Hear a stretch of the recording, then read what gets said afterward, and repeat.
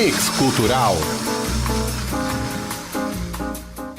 Boa noite para você que está ouvindo a Rádio Univale aqui nos 94,9 FM. Eu sou Daiane de Souza e este é o programa Mix Cultural. E quem nos faz companhia essa noite é o Bresson Andreata. Boa noite, Bresson, como vai? Boa noite, Daiane, tudo bem? Então, pessoal, eu acompanho vocês essa noite e, como sempre, você pode nos ouvir pela internet, no site univale.br/rádio ou no portal radios.com. Este programa ele é realizado pelo setor de arte e cultura da Univale e produzido por acadêmicos do curso de comunicação da Univale. E vale lembrar que para nos acompanhar basta seguir as nossas mídias sociais do Mix Cultural e do setor de arte e cultura no Facebook, Instagram e também no YouTube. Além disso, saiba tudo sobre o programa no blog artecultura.wordpress.com. No Momento Mix, conheça o Instituto Mente Sã. O Mix Música te apresenta a cantora Nina Oliveira. E a entrevista de hoje é sobre o novo prédio do Museu Histórico de Itajaí. Momento Mix.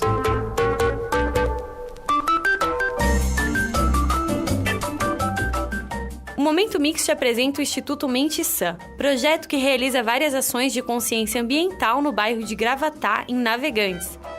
A ideia surgiu do coordenador do Instituto, Ricardo Gralha, em mostrar para o seu filho a importância de não jogar lixo nas praias. E com a criação de um boneco feito dos dejetos encontrados na praia, o projeto cresceu. O Instituto surgiu de uma ideia, a princípio eu queria mostrar para o meu filho que é errado jogar lixo na praia, jogar qualquer material, né, na praia. Então surgiu a ideia da gente limpar junto a praia, eu e ele, na época ele estava com 8 anos, e a gente criar um boneco desses materiais que a gente tirou da praia. E assim a gente fez, fomos na praia, limpamos a praia e criamos um boneco que a princípio foi um boneco que foi apelidado de Maria Pet. E a gente colocava esse boneco na praia com dizer ecológico e dizendo que esse boneco tinha sido criado pelo lixo que alguém tinha deixado para trás.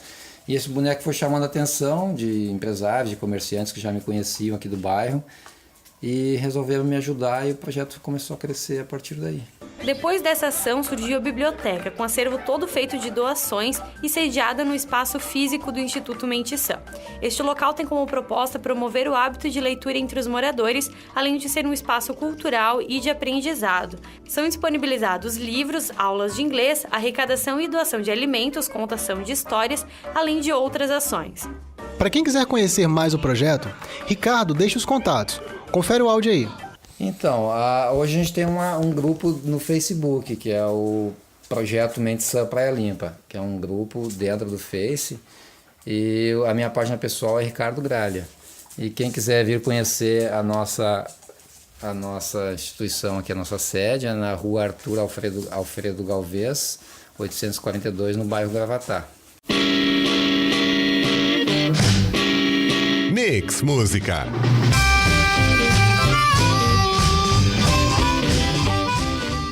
O Mix Música dessa semana te apresenta a cantora Nina Oliveira.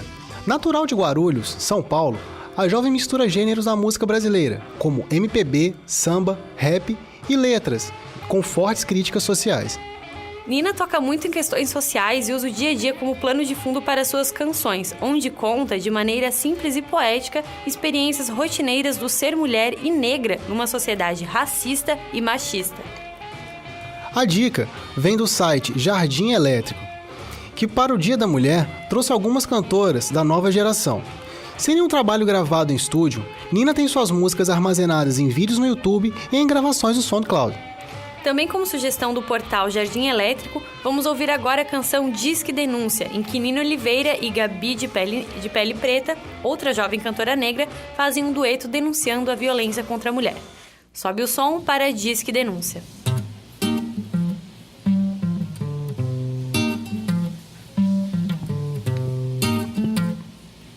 Alô, aqui quem fala é Geni. Eu tô ligando de um orelhão, eu tenho uma denúncia aí. Eu sou baiana, mas acontece que ele não é. Ontem ele me beijou E me deixou marcas, mas não eram de batom. não eram de batom. Não eram de batom, não eram de batom. Ô moça, ontem eu tava caminhando perto daquela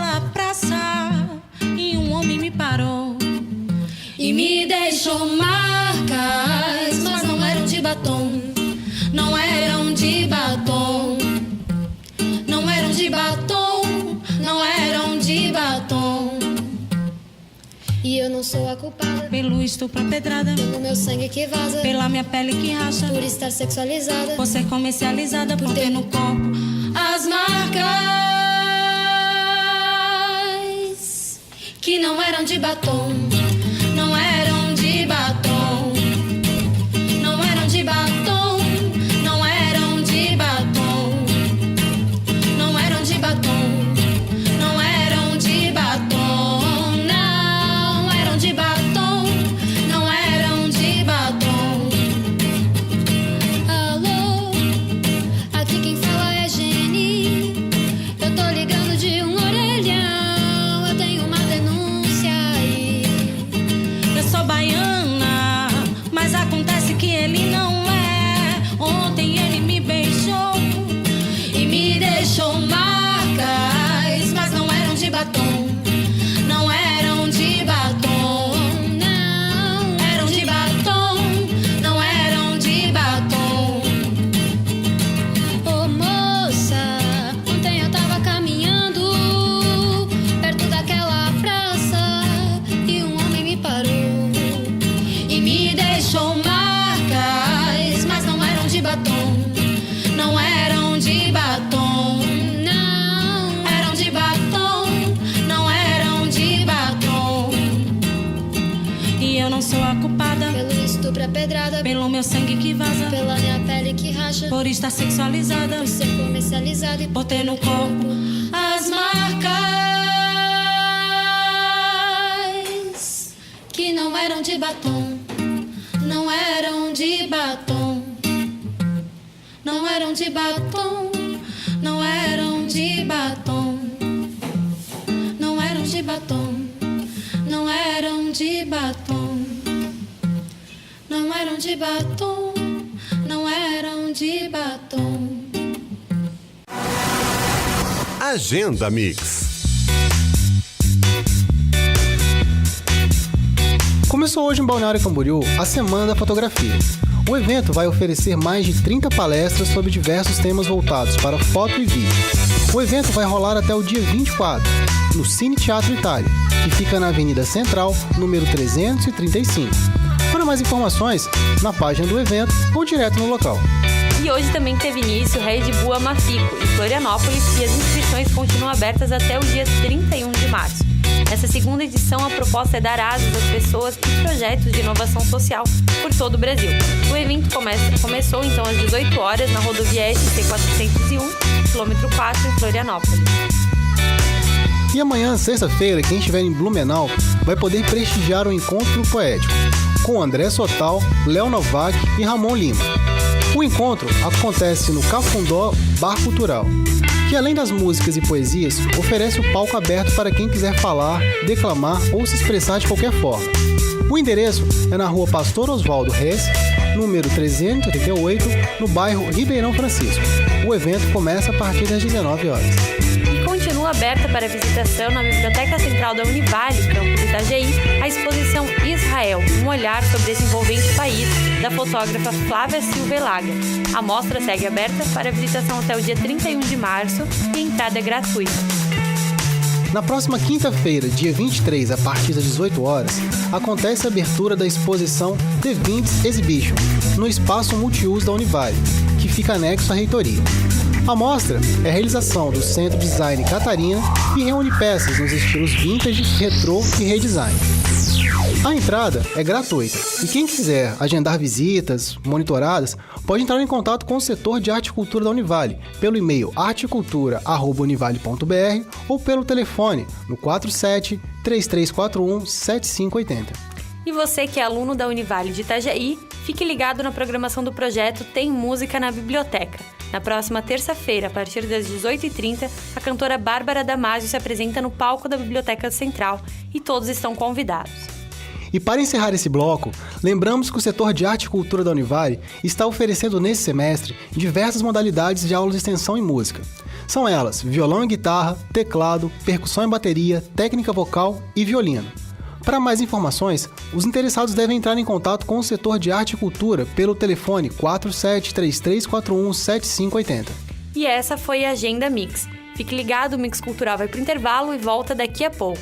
Mix Cultural. Mix Cultural.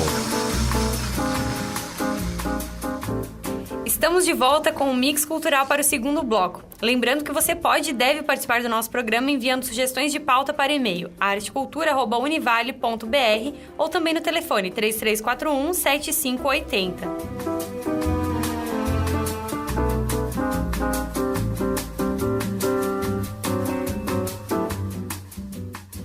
Estamos também na internet, na fanpage do programa Mix Cultural e a página do setor de arte e cultura Univale no Facebook, além do blog artecultura.wordpress.com. Hoje, no Mix Cultural, vamos receber a diretora do Museu de Itajaí, Evelise Moraes Ribas, que veio conversar com a gente sobre as novidades que as pessoas poderão conferir após a reforma do prédio que abriga o Museu de Itajaí. Bem, o museu fica na rua Ercílio Luz, na esquina com a Avenida Marcos Conder. E antes de mais nada, Evelise, boa noite. Obrigada pela sua presença. Seja bem-vinda ao Mix Cultural. Boa noite, muito obrigada pelo convite. É uma honra estar aqui novamente conversando com vocês. Legal. Bacana, boa noite. Evelise, para começar, conta pra gente um pouco da história do prédio que abriga o Museu de Itajaí, né? Que ele também é conhecido como Palácio Marcos Conder. Sim, ele tem esse nome, né? Tá gravado, inclusive, na fachada, como Palácio Marcos Conder. Ele foi construído no início do século XX, inaugurado em 1925, né? Um prédio aí já estamos próximos dos 100 anos do prédio, né? Ele foi construído para ser a superintendência municipal e abrigar os 3 poderes, né? A administração do município, a prefeitura no caso, a Câmara de Vereadores e o Fórum na época.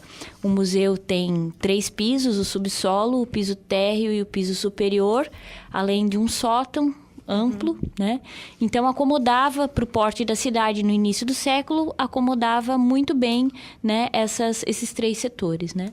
A prefeitura funcionou durante um tempo, depois saiu de lá, e a Câmara, o Fórum também, e a Câmara foi que ficou até mais recente, ficou até 98 funcionando ali.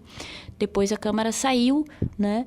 E o museu já tinha, desde 82, já ocupava o piso térreo, né, do prédio, e com a saída da Câmara em 98, que ocupava ainda o piso superior, o museu ocupou toda a área, né, do prédio, com os seus departamentos técnicos, administrativos e expográficos, né?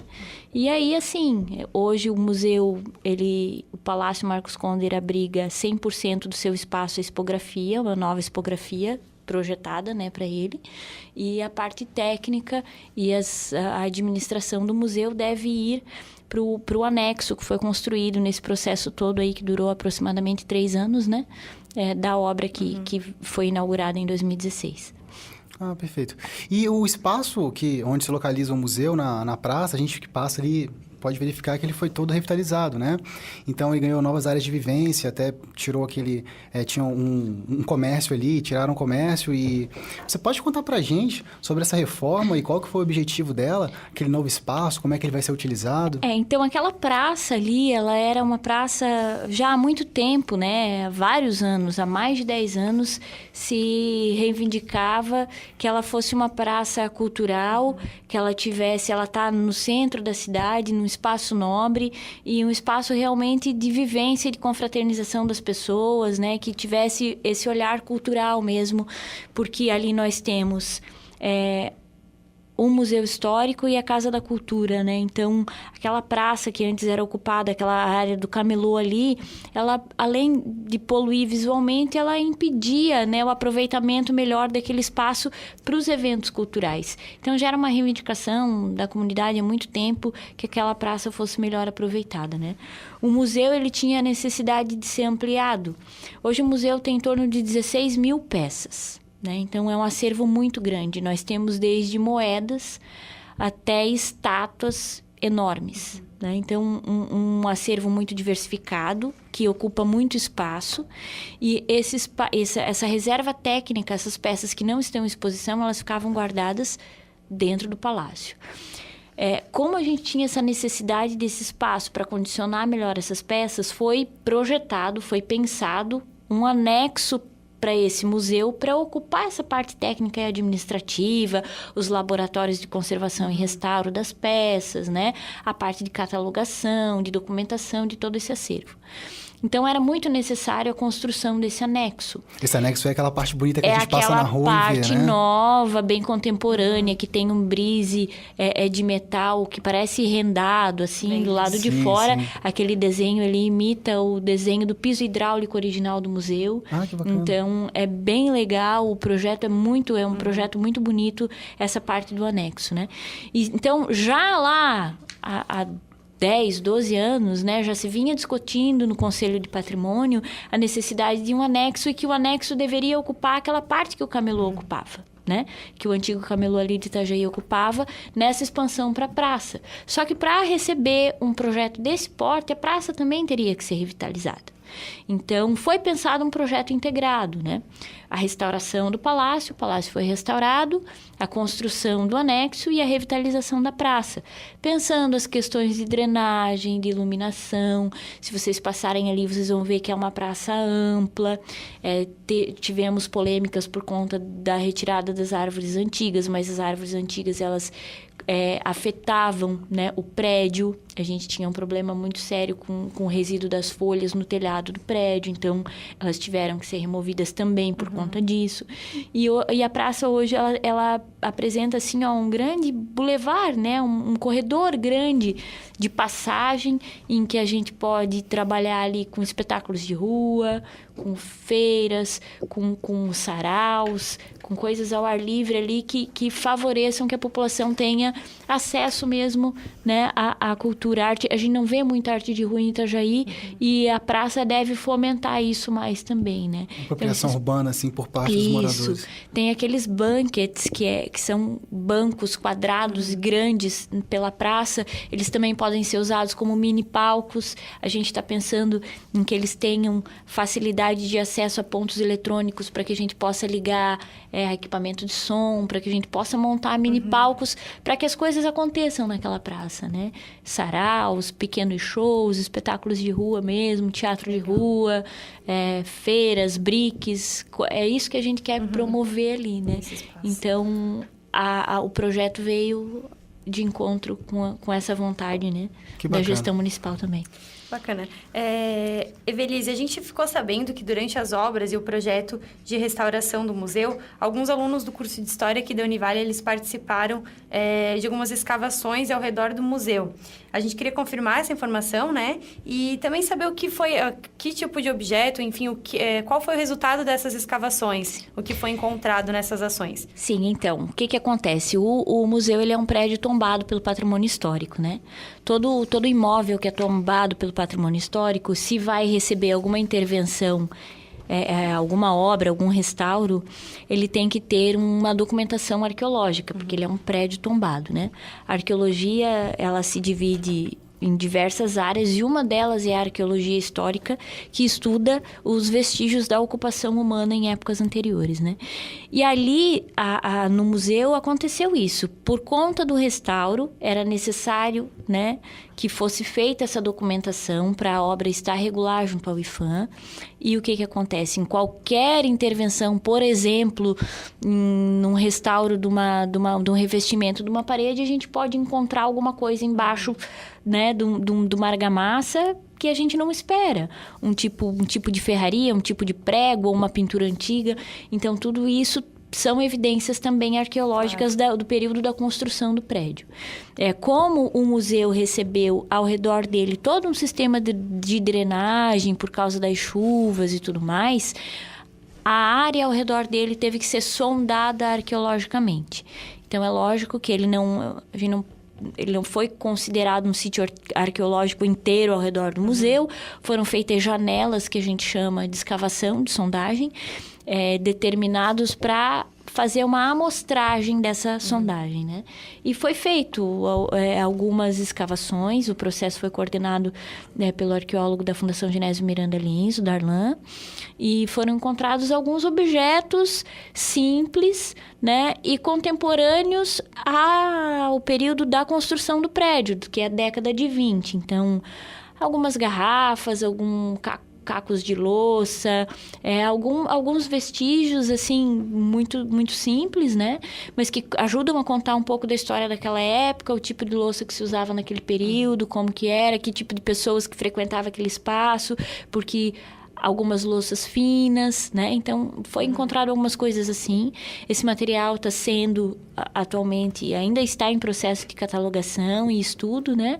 O arqueólogo ainda está na elaboração desse relatório e a gente está aguardando o resultado do relatório para poder divulgar também, de repente transformar numa exposição mais para frente, alguma coisa nesse sentido.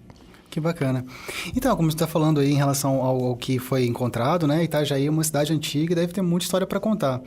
E fala pra gente um pouco sobre o que os visitantes podem encontrar no acervo do museu, de um modo geral. Você estava explicando pra gente aqui antes, né? Da gente começar a gravar. Isso. Então, como eu falei para vocês, né? O acervo do museu é um acervo muito diversificado. Nós temos desde peças de armarinho, botões, agulha, moeda, até grandes peças, como a primeira máquina fotográfica do município, que é uma peça muito grande, estátuas, né? Peças de grande porte.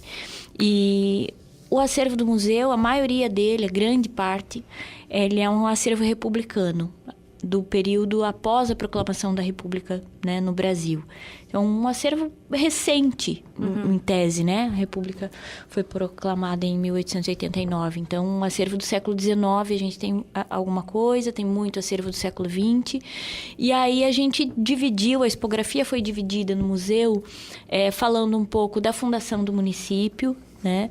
A gente tem ali alguns registros, a gente tem vários objetos dessa fase da fundação da vila mesmo de Itajaí, objetos, utensílios domésticos.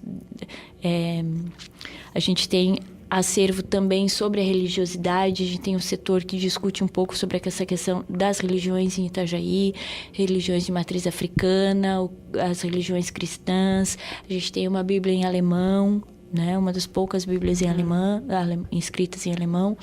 Temos também um acervo, uma área de exposição que discute a relação da cidade com o rio e com o mar, fala um pouco da questão dos navios e dos barcos de pesca, da carpintaria artesanal, né? O museu tem muitos pontos interativos, várias TVs e vídeos, né, que proporcionam que o público também interaja um pouco mais com esse acervo. Temos um acervo bacana sobre imigração, né, os primeiros objetos das famílias imigrantes. A gente tem bastante coisa do cotidiano mesmo desses imigrantes, né, principalmente italianos e alemães, que foram a maior parte, né, dos imigrantes que chegaram a Itajaí. E aí a gente tem um acervo também bem relacionado à questão dos ofícios e das profissões. Então, máquina de sapateiro, instrumentos de médicos e enfermeiros, máquinas de costura, garrafas de leite que os leiteiros usavam no início do século XX, final do século XIX. Então, a gente tem vários acervos também veiculados às profissões das pessoas, né? Que bacana. Além disso, a gente tem uma área de numismática, que são as moedas, né? Com os valores monetários aí através do tempo. Temos acervo de armaria também, de armas. Temos um acervo da Força Expedicionária Brasileira, vinculado à questão dos pracinhas na Segunda Guerra Mundial, também bem bacana. Então, temos um acervo bem diverso, dá para trabalhar rico, muitas coisas, dá para fazer várias reflexões com essa exposição, né, com a exposição nova. E também temos o acervo artístico no piso de cima, que é o acervo do poeta Marcos Conder Reis. A gente reproduziu o gabinete em que ele produzia, né? O Marcos Conder Reis é um poeta que nasceu em Itajaí e teve uma carreira reconhecida nacionalmente. E temos também um acervo de arte do Didi Brandão, que é o nosso pintor, né, mais famoso também itajaiense, que teve uma carreira belíssima, curta, porque morreu precocemente, mas uma carreira belíssima. A gente tem lá uma sala especial, exclusiva com obras dele. Então, curiosidade não falta aí para quem tem interesse. Não, Todas as áreas, né? tem para todos os gostos. Legal. Você tocou nesse assunto, nessa questão de um museu ser chamado de interativo, né? Ser reconhecido como um museu interativo. Eu queria que você explicasse pra gente o que ele tem para ser chamado de interativo, né? Para ser classificado dessa forma. Olha, a gente poderia dizer assim, ó, que o Museu da Língua Portuguesa, quem conhece, era um museu interativo, né? Ele era um museu 100% interativo. Nosso museu, ele é um museu histórico, ele traz acervo material histórico. Muitas peças, a maioria delas, né, estão protegidas por vitrines e elas não podem ser tocadas por uma questão de conservação e segurança. Né? O que a gente tem hoje? Nós temos pontos de interatividade no museu. Né? Temos TVs que veiculam vídeos, nós temos reproduções de áudio, né? A gente tem discursos, pessoas nos vídeos nos contando um pouco dessa história, né? E temos um material expográfico que nos permite escolher muitas vezes o que a gente vai olhar, principalmente no setor do século XX, onde tem esse acervo que eu falei relacionado às profissões, eles são armários com portas. Então, na frente da porta tem a foto da profissão. Se tu tiveres curiosidade, tu podes abrir e ver o que tem dentro, que é o acervo relacionado àquela profissão. Mas não deixa, né, de ser esse móvel, apesar de não ser eletrônico, de não ter essa questão da tecnologia, ele também proporciona essa interatividade. Claro. Porque o público escolhe o que vai olhar, o que quer interagir, né? Então, a gente pode dizer que o museu tem pontos de interatividade. Ele não chega a ser um museu totalmente interativo, mas ele tem diversos pontos de interatividade. E isso foi um avanço, assim. Claro. Foi bem legal a exposição. Isso traz muito o público, principalmente o público juvenil, né? E você pode falar pra gente, Belisa, assim, o museu ele tem alguma parceria com a prefeitura, com a escola? E já aproveitando, né, para responder junto, qual que é a importância das pessoas, não só as crianças, mas as pessoas em geral da comunidade, conhecer o museu, conhecer a história da sua cidade? Que às vezes a gente pensa assim, né, museu, eu vou lá ver coisa antiga e tal, mas não é assim, né? Não, o museu, ele é um museu municipal, né, ele é gerido pelo município, pela Fundação Genésio Miranda Lins, que é o órgão responsável. E ele é gratuito, a visitação é gratuita, não cobra nenhum tipo de ingresso, né? É livre e gratuito. Pessoas de todas as idades podem visitar o museu. Ele está aberto de terça a sexta, da 1h30 às 6h30. Nos sábados, das 8 às 2 e nos domingos, da 1 às 5. Né? Esse é o horário de visitação do museu. A importância de visitar o museu é conhecer a história do município, né? A gente vive, a gente interage com o nosso município diariamente e muitas vezes a gente não conhece a história da cidade e das pessoas que estiveram aqui antes de nós. Então, a gente costuma dizer, eu enquanto historiadora costumo afirmar isso com frequência, que se a gente não conhece, a gente não valoriza e não cuida. Então, a partir do momento que a gente conhece a história do município, a gente entende por que ela tem essa conformação urbana, por que as casas são naqueles lugares, por que determinados grupos sociais estão em determinados bairros. Então, a gente passa a entender a formação da nossa cidade, a respeitar a formação dessa cidade e a valorizar. Itajaí é uma cidade que está na foz de um rio que é um dos rios mais importantes do Brasil. O nosso porto é um dos portos mais importantes do Brasil. Nós estamos próximos à segunda cidade mais antiga do Brasil. Isso significa que nós já tivemos ocupação mesmo antes de nós sermos cidade. Então, a nossa história beira os 500 anos, né? De São Francisco do Sul e tal. A gente tem uma história muito rica, né? Nós temos um sambaqui na cidade que comprova que nós tivemos habitantes pré-históricos, né? Antes da invenção da escrita. Então, a gente tem uma história muito rica. E a importância das pessoas visitarem o museu é conhecerem de uma forma muito mais lúdica essa história. Porque muitas vezes a gente precisa se debruçar sobre os livros, né? Sobre os artigos para conhecer, mas o museu conta isso de uma forma diferente. Nos facilita aprender a história de uma forma muito mais lúdica, né? Legal. Evelise, o nosso tempo está chegando ao fim. Eu queria, então, que você te agradecer, primeiramente, pela sua presença aqui e deixar aberto o nosso microfone para você convidar as pessoas. Enfim, se ficou faltando falar mais algum assunto, mais alguma coisa sobre o museu, fica à vontade, então, tá? Tem uma questão que eu gostaria de ressaltar. O museu, ele ainda, a gente está num processo ele foi reaberto agora em dezembro e a gente ainda tem algumas pendências da obra. A obra não foi entregue definitivamente, a gente ainda está ajustando algumas questões.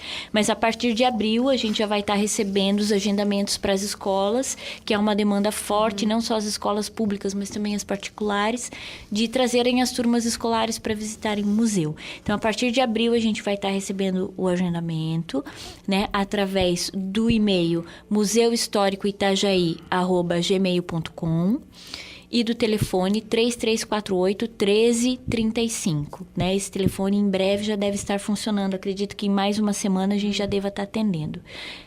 Agradeço muito a participação, o convite aqui. Estou à disposição sempre que vocês quiserem falar de história, de museu, de patrimônio. A gente tem muito assunto, né? As pessoas precisam ir nos museus, precisam apreciar e conhecer. E fica o convite para vocês e para todo mundo que está ouvindo a conhecer lá, né, o nosso espaço, a visitar, a deixar o registro, a avaliação lá, que é muito importante para a gente, o público. Tá bom? Então tá certo, muito obrigado, Vinícius. Obrigada a vocês. E, pessoal, é isso aí. O Mix Cultural vai ficando por aqui. Saiba tudo que rola no nosso programa no blog artecultura.wordpress.com. Lembrando que o nosso encontro é toda quinta-feira, a partir das 8 horas da noite, aqui na Univale FM. Boa noite, um ótimo final de semana e até quinta que vem. Mix Cultural.